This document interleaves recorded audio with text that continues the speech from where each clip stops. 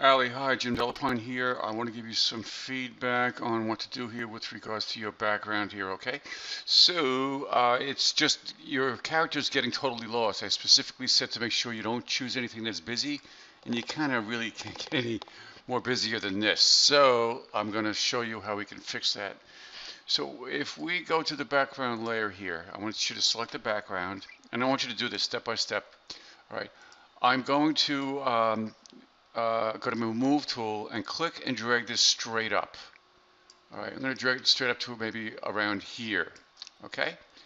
Then I'm going to go to my rectangular marquee tool, and I'm going to click and put a selection around this Shutterstock band here, and then just delete it. Hit delete.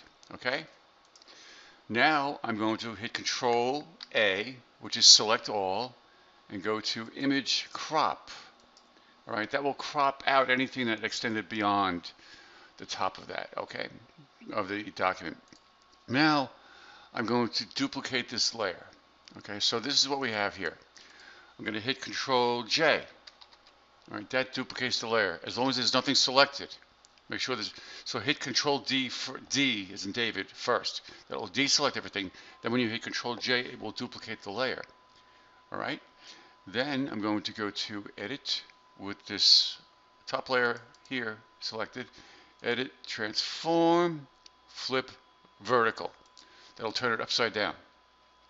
And I'm going to go to my move tool and click and drag that top layer down.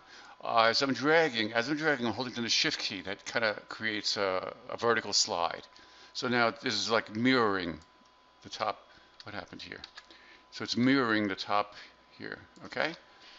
Now, with the top layer active, I'm going to hit Control A, select all again, and crop out the rest of that, because what happens is that it extended all the way down beyond. Okay, so let me get them to just match up. It should kind of snap in there. So Control A and Image Crop. Okay, then with this layer active, okay, I'm going to go to Edit, Transform, Perspective. Whoops, never mind. Just hit Enter, and now hit Control click on this layer 3 thumbnail here. All right, you want this selection. Okay, this is putting a selection around that bottom piece here. That's the top layer, really. It should be more like this. It's visually more understandable, right? Like this. Okay, so now go to Edit, Transform, and Perspective, and then pull the bottom left or right bounding box out, and that will give it the illusion of a floor. All right, so I'm going to pulling it all the way out, hit Enter. Right now, what you can do is this. You can deselect by hitting Control D. Now you have this layer and that layer. This top layer, we're going to select this, and you don't have an adjustment layer that's a clipping mask. So we're going to create one now. So with this top layer active, I'm going to click on here and select levels. All right, you can select any one of those, but choose levels. Now I'm going to, I don't know, I'll lighten this dramatically. All right, and I'm also pull over the shadows.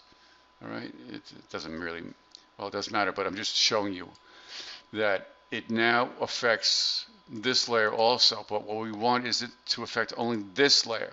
So we're going to create a clipping mask out of it by hitting Alt and holding your cursor in between these two layers right here until you see that funky icon, then you're clicking. So now it attaches only to that upper layer.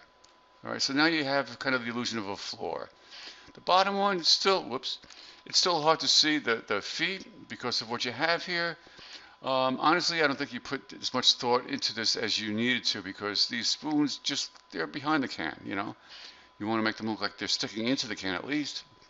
So that means taking this and putting it, the right arm, putting it in front of the can, and then selecting the layer mask and painting out part of that. Why isn't my, whoops. Let's see, I've got hardness, I want to be there. So now, I mean, painting out something like this and then creating a shadow.